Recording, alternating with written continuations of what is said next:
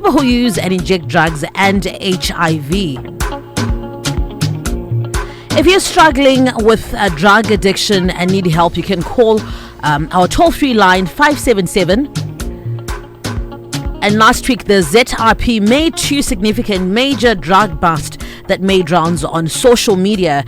And of concern is that most people in the comment section were worried Kutpana Tengesa Diri yet is the same drugs that are ravishing the nation and stealing the future of so many young people with potential to be great in life. According to the World Drug Report of 2020, around 11 million people inject drugs. Now, that's a huge number. That's alarming and very, very sad. And approximately 1 in 8 of these people are living with HIV. And this is very worrisome. Our guest today will help us understand the issue of drug and substance abuse better. And we welcome our guest, Blessing Vunzawabaya and Jonathan Kamwanda. Good morning, gentlemen, and thank you for making time. Good morning, Ms. Vikendi. It's a pleasure to be here. Good morning. Let me start. Let's actually get into it. Let me start with Blessing. Could you provide us with an overview of the current drug and substance landscape among adolescent, youth, and the community at large? Thank you, Ms. Vikendi. Tototangira pamazita chao arikupiwa ma drugs. We can talk of crystal meth, which is the most denounced and yet induced drug currently by many youth. The full medical term is crystal methamphetamine, but mazita emadunurirwa rukunzi dombo, rukunzi nendende, rukunzi mutoriro, hwevo, and the list goes on. And I think it's just a way to disguise the elderly vanenge vasinganzwisise nekuti mwana anotobuda achitoti ndakumbonorova dombo. Hey, mama wasiri kuziva kuti dombo chi. So basically just conscientizing the parents and everyone at home that there are many street lingos that are being labeled to these different types of drugs. We can talk of tumbwa. These are small spirit cans. Usually the elderly are also taking them, and it has tumbwa itoto mapapi mukozodo. So these are the names arikupiwa tumbwa. And yesterday I met my aunt, and she told me kuti her relative passed on nenye tumbwa. So it's deplorable, it's sad, but tukona shitika. We can also talk of ana codeine, bronchli, and ngoma. So the landscape, the length and breadth of Zimbabwe is basically aware of what's happening around Nyadzima drugs. Mm-hmm. And can you also unpack the drug master plan that is being implemented in Zimbabwe? Noguti, we've been really talking about it for a long time, but then on the ground, what is being done? Okay, so the National Drug Master Plan is 5 key tenets. Number 1, harm reduction. Number 2, supply reduction. Number 3, harm reduction, supply reduction, rehabilitation, reintegration. When you look at these tenets, they are trying by all means to alleviate the scourge and create a roadmap to navigate in combating drug and substance misuse. So the tenets that have been put in place, when you look at demand reduction, we are just saying kuti we are targeting vasati vatanga kutora zvinodhaka. At the same time, we are also targeting maybe those who are already involved. When we are talking about near supply reduction, we are looking at those that are distributing my drugs, punitive measures that are being put in place kuitira kuti majizma naye kwanise kusungwa, kuitira kuti vacho vari kutengesa zvinodhaka vaiswe muchizarira. But at the same time, it's very important to ensure now kuti the end user ari kuzotora zvinodhaka apiwe inonzi restorative justice, not a deterrent punishment where they are just criminalized. So the National Drug Master Plan is those 5 key tenets, and I'll talk more about it as we proceed. If you're just tuning in, this program is brought to us by Say What with our partners. And we're looking at the nexus between people who use and inject drugs and HIV. Live in studio with guests who are helping us understand. If you also have any questions, you can hit us up on our WhatsApp platform 772-162-651. You can also come interact with us on our Facebook page. Coming back to you, Blessing, as well. We are in the 4th year, I understand, of implementing the drug master plan that you were explaining to us. Are we seeing any improvements, Blessing? Reductions among young people? What are the statistics from 2020 compared to now? Is there any progress? Yes, there's progress, but I believe it requires a holistic approach to it. It's not just the duty of the interministerial task force on what they are doing and what they are playing.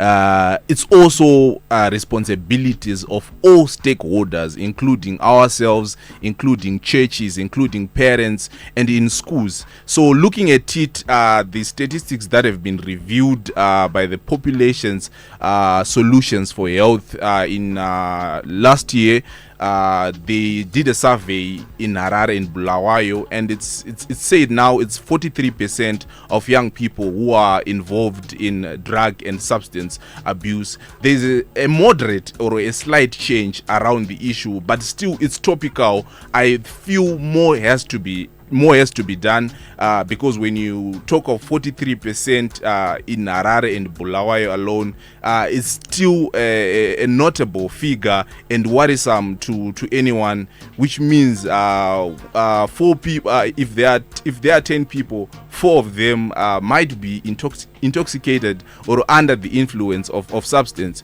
So it's still worrisome, and we appreciate what has been done.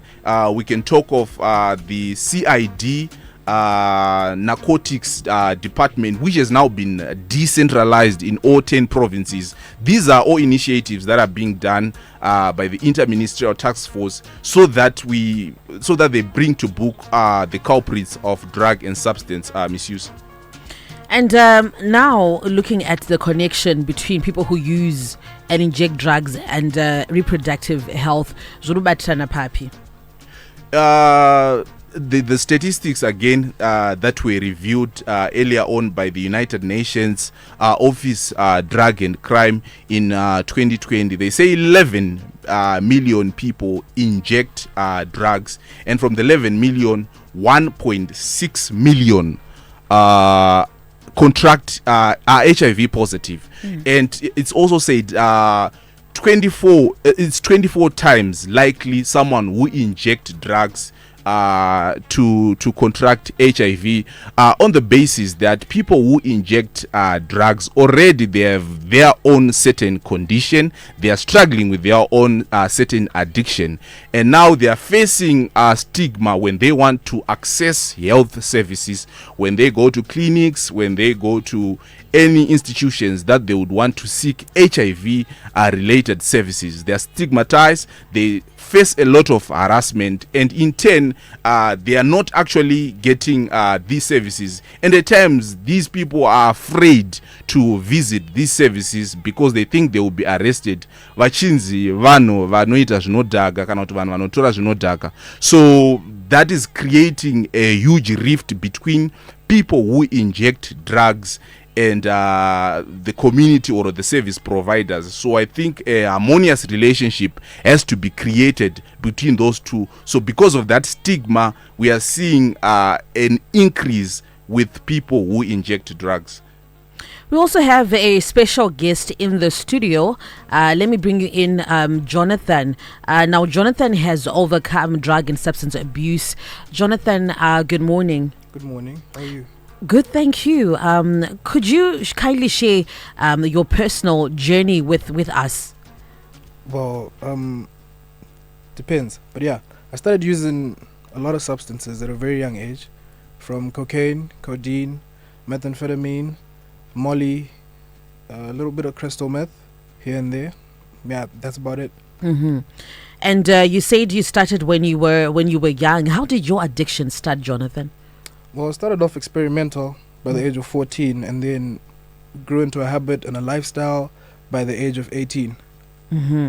So were you just then going along with your friends who then introduced you to the drugs?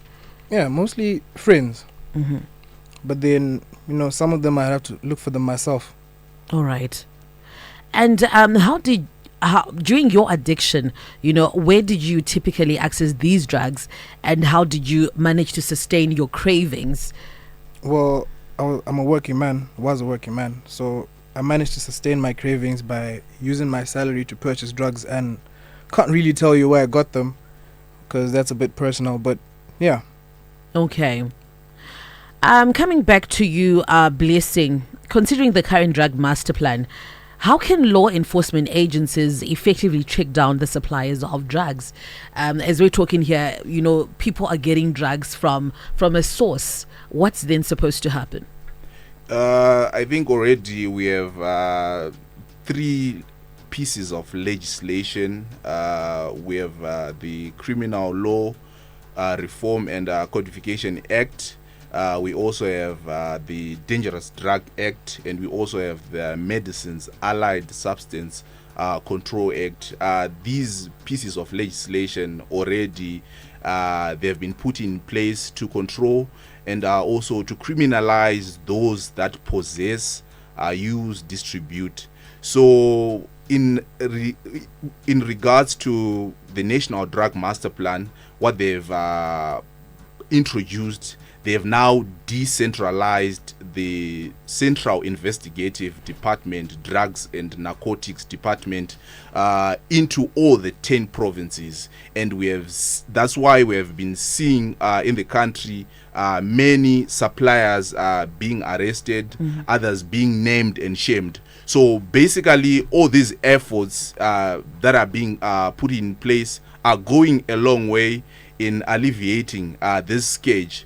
But over and above, we are lobbying and advocating for a restorative policy, particularly to the end user. We feel the suppliers must get a punitive measure, stiffer penalties.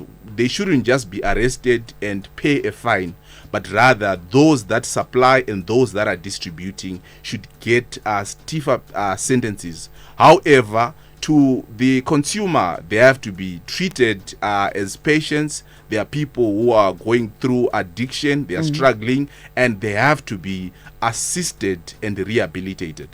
We're really running out of time, but then I'll squeeze in some questions here.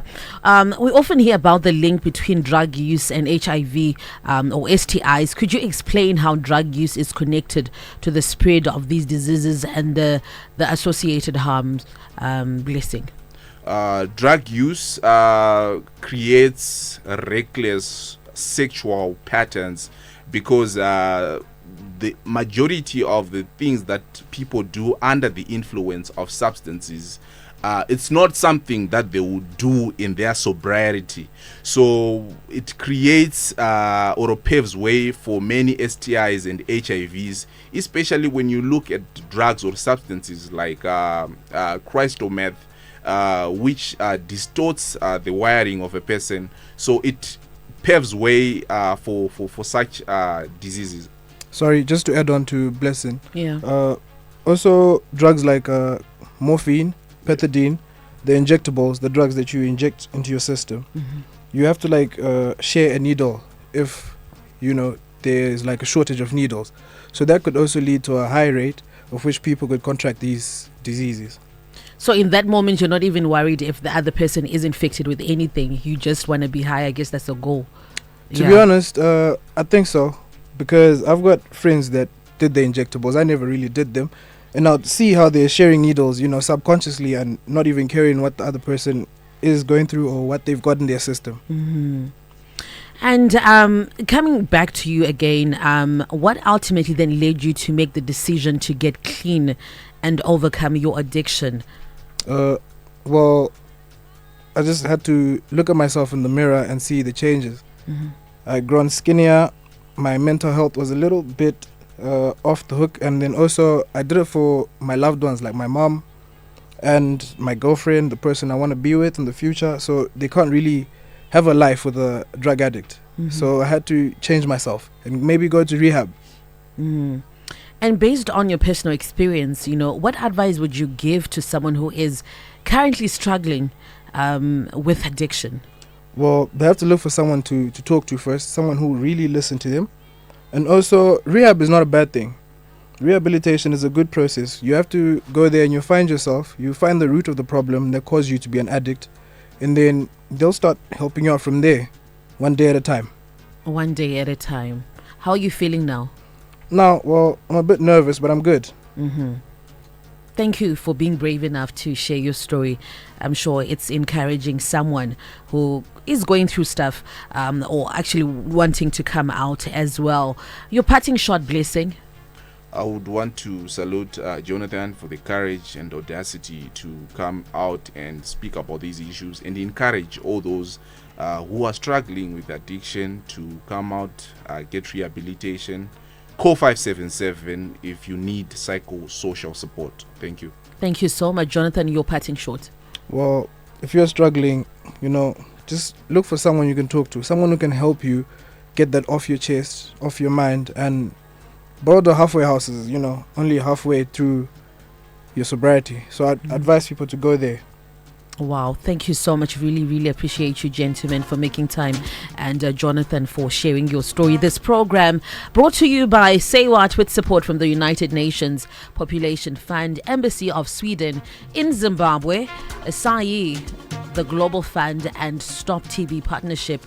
Remember, if you are struggling with drug addiction and need help, you can call our toll-free line 577. Let's do this again.